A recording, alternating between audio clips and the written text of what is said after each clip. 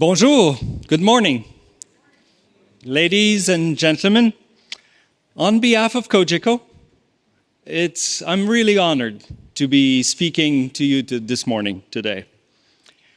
I have to say, I'm thrilled to be representing a Quebec-based company that is operating in the United States. For those who are not familiar or not so familiar with Cogeco, half of our revenues come from our American operations with our business unit, Breezeline, which employs 1,800 colleagues, hundreds of contractors and subcontractors, hundreds of partners and third-party suppliers. We operate in 13 states, including Florida, and yes, here in Miami. I'd like to salute Frank Vanderpost, our president of Breezeline. He's here with us in the room this morning. And seeing a company, a Quebec-based company, find its way up here really makes me proud. And it looks like this type of representation is set to increase as the Quebec government recently opened a Quebec office here in Miami, directed by Isabelle Dessureau, and she's also in the room with us this morning, which brings the number of our province representatives to 35, including 10 in the United States. The partnership that exists between Canada and the United States will certainly continue with such initiatives. And as president and CEO of a North American telecommunications and media company, I've been very much looking forward for this conference and this year's theme, Investing in Trust. And in my humble opinion, the topic of this event couldn't be more appropriate in our context of uncertainty. Right now, we are witnessing societies across the globe going through tremendous change simultaneously and in a range of areas. During these uncertain times, all over the world, trust in institutions has been damaged. The economic and geopolitical uncertainty not only brings challenges, they have brought many questions about what lies ahead. What will our future look like?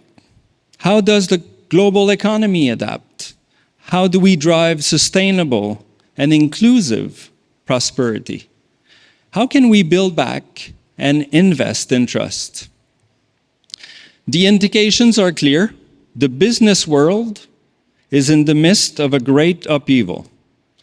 And to get through it, we must almost reinvent ourselves at every level, from setting our strategic perspective and priorities, which are now guided by environmental, social, and governance factors, ESG, to the relationships we build with our stakeholders to ensure inclusive and sustainable growth. And with a legacy of 65 years, Kojico is always considering the best for our communities, our customers, our employees, and the environment on both sides of the border. For us, investing in trust means we need to help building flourishing communities, strengthen the environment and the environmental leadership, stewardship, and ensure that broad digital inclusion is a priority. To do so, we recognize the importance of ensuring a strong foundation.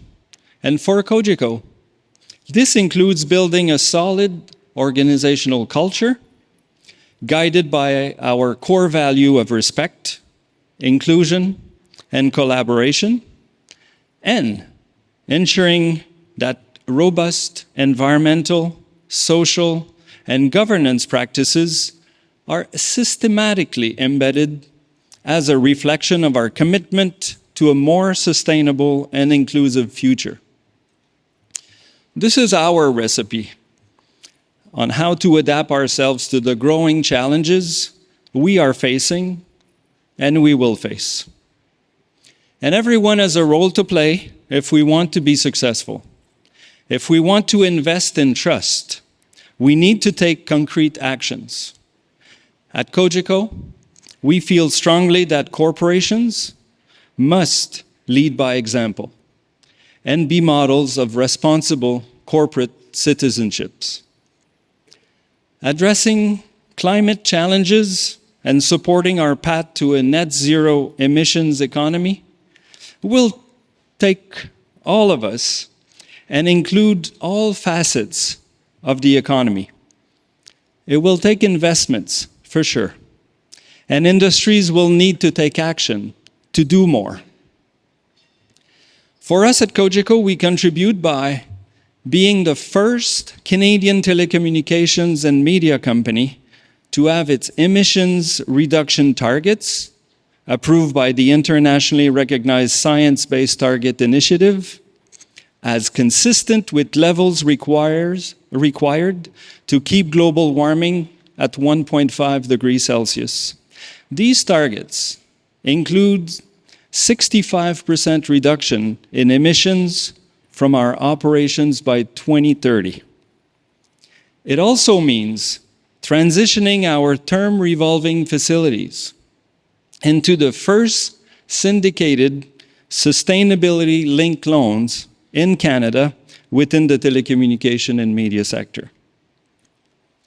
We all know the cost of unchecked climate change are simply too high. But the cost to achieve net zero is also a challenge. And governments can only do so much. So the private sector must play a critical role, and the level of commitment towards finding solutions continues to grow. And to find solutions that will lead stakeholders to invest in trust, we need people that are engaged to act as catalysts. Lucky for us, our next speaker is one of them.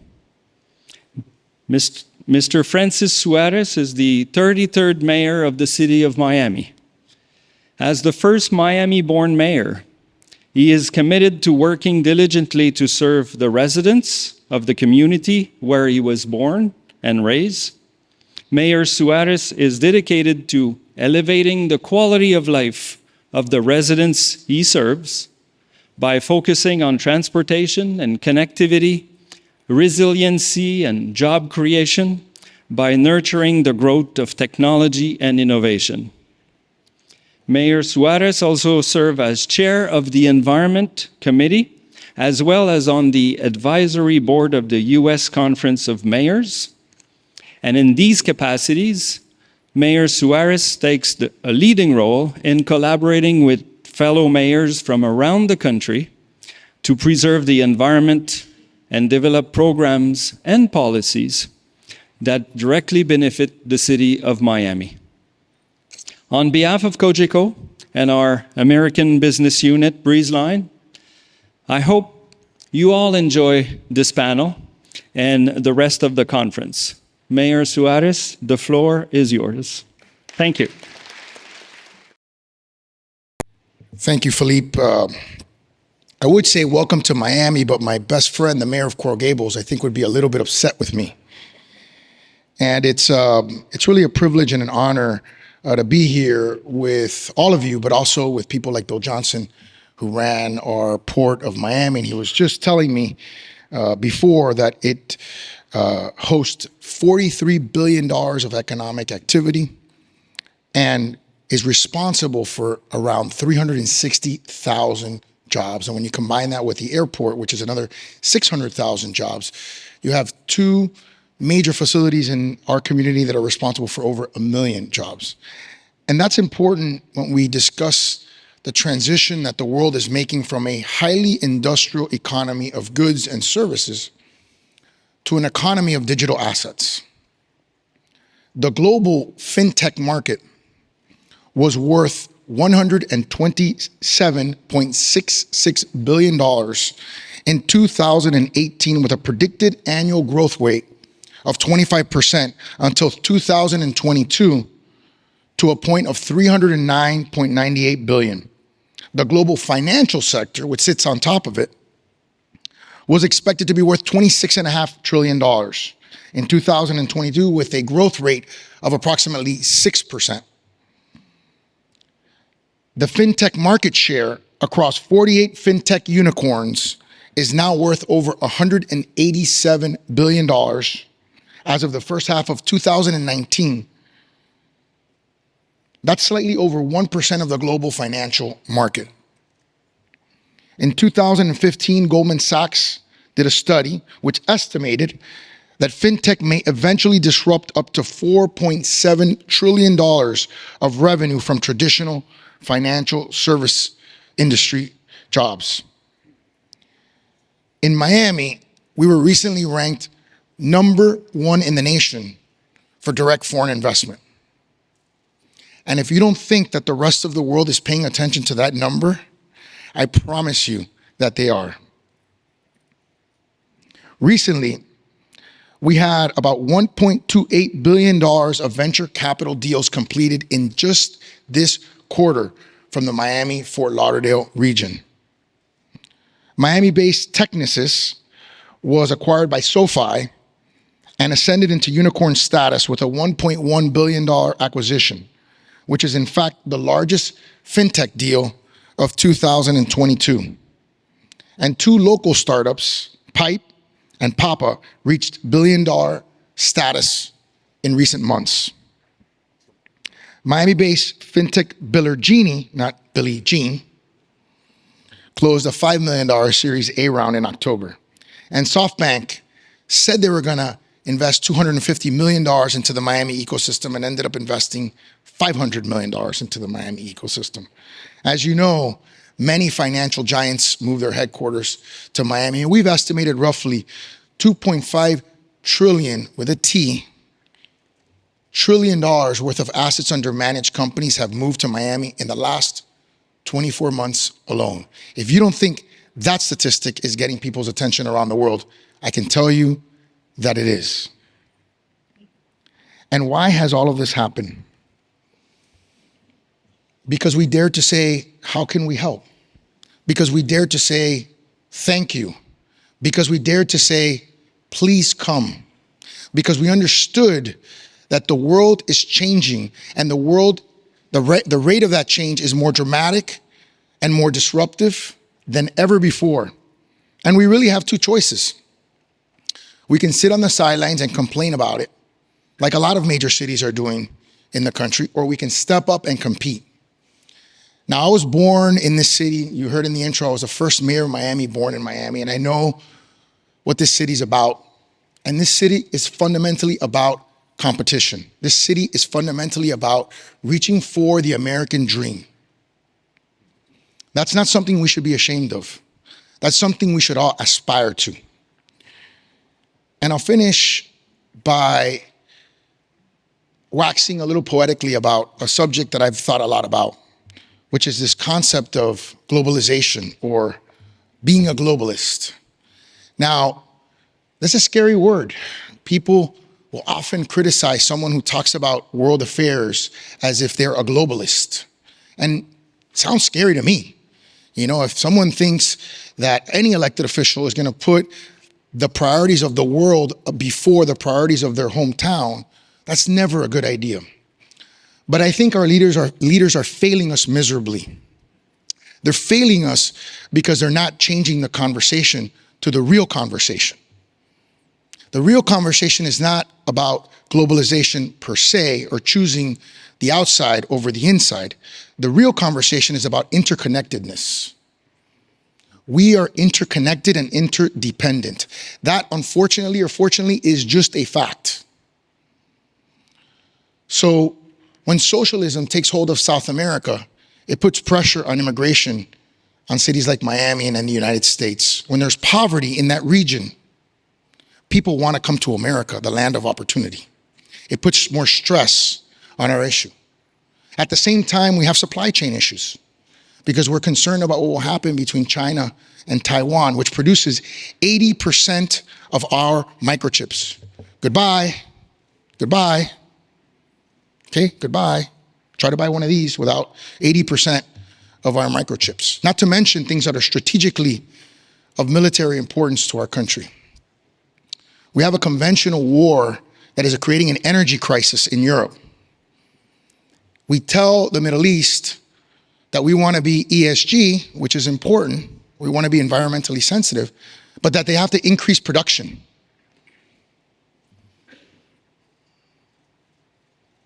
And the reason why they have to increase production is because we want low gas prices here in the United States. So we are interconnected and interdependent. Any leader that doesn't tell you that is lying to you. Any leader that sugarcoats that is lying to you. Any leader that tries to pit the outside versus the inside, not only is lying to you, they are being disingenuous at best and manipulative at worst. That doesn't mean that we don't have to become less interdependent or less dependent on the outside. It doesn't mean that the US shouldn't do, and it really should. And by the way, every country is doing it. It's not just the US.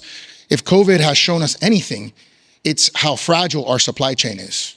And so every country in the world is looking at how do they create strategic relationships, strategic partnerships, or how do they produce on their own, within their own borders, things that are needed, that are critically needed for their economy to thrive. It's time for a change. It's time for a new generation. We're seeing it across the world, and we need to see it in our country. Thank you. Good morning. Let's have another round of applause for Mayor Suarez.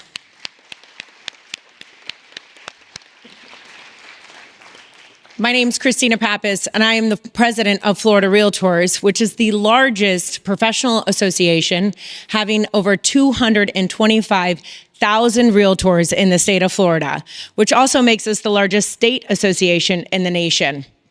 And many of you may wonder, what does real estate and realtors have to do with our global economy? Well, as our mayor talked a lot about, we are interconnected and we are interdependent. And every single day, our realtors are on the ground making a difference. Our realtors are community builders. They understand that movement in our community, especially the growth that we have seen here in South Florida and all over Florida, is so important to the world's economy, and what they do every day makes a difference. So we're so appreciative of being here today. We're so excited to learn more about our global economies as things continue to shift and change, and even as the past 2 years has shown us how much change can occur in such a short period of time.